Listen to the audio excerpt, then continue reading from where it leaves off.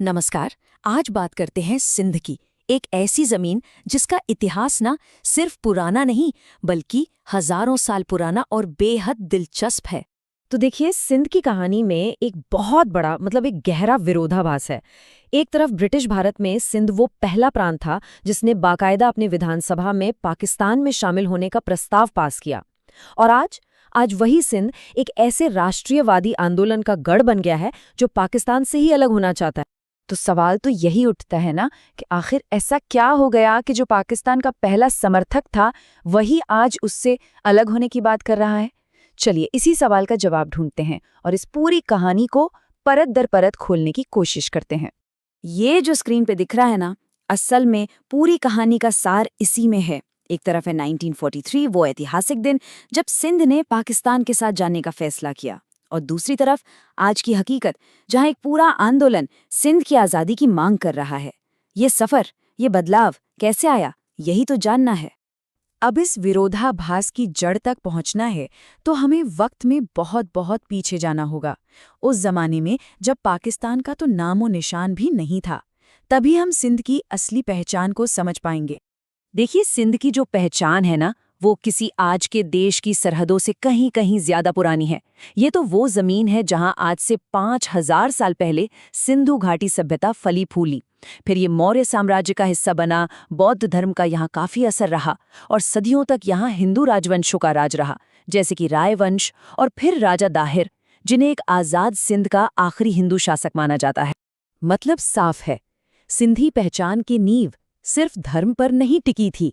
नहीं, ये पहचान तो बनी थी अपनी जमीन से, अपनी भाषा से और एक ऐसी मिलीजुली संस्कृति से जिसमें हिंदू, बौद्ध और बाद में सूफी परंपराएं सब एक साथ घुल मिल गई थी।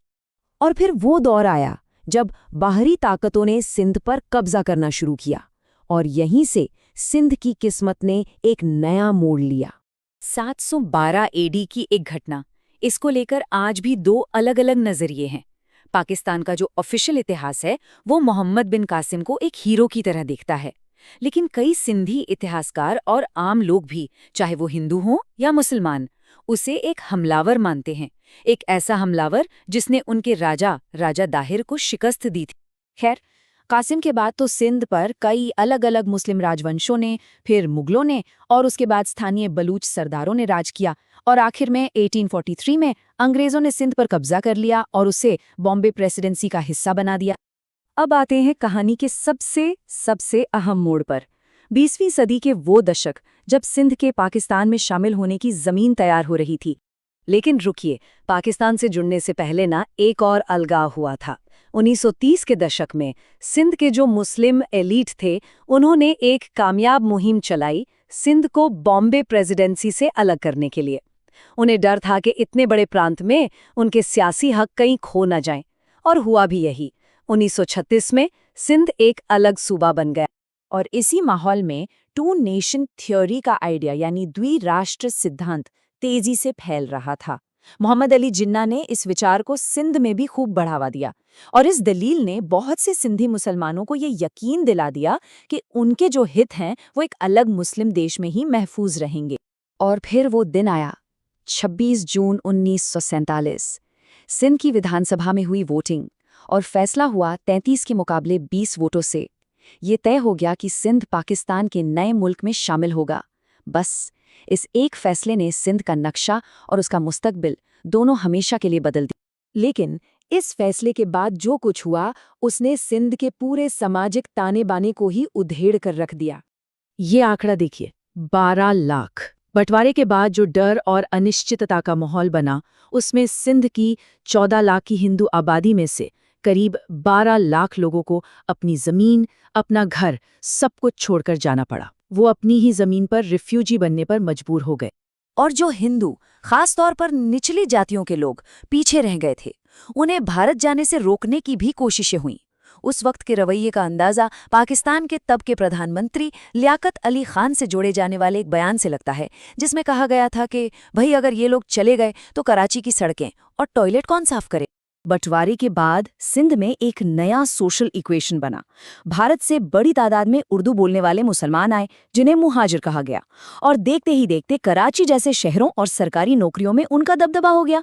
अब इससे हुआ ये कि जो लोकल सिंधी बोलने वाली आबादी थी और जो मुहाजिर थे, उनके बीच भाषा, कल्चर और सियासी हक को लेकर एक टेंशन पैदा हो गई।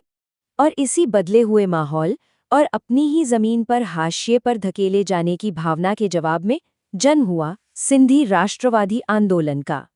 तो इस आंदोलन का सेंट्रल आइडिया क्या है? वो है सिंधु देश, मतलब सिंधियों का अपना एक अलग देश।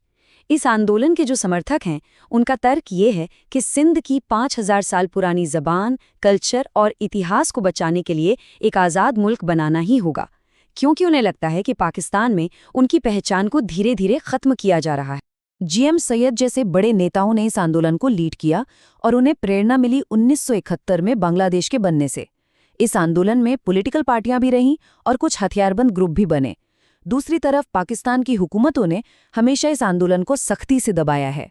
और ये कहानी आज भी खत्म नहीं हुई है। अभी हाल ही में भारत के रक्षा मंत्री राजनाथ सिंह का ये बयान आया और इसने इस पूरे मुद्दे को एक बार फिर से इंटरनेशनल सुर्खियों में ला दिया।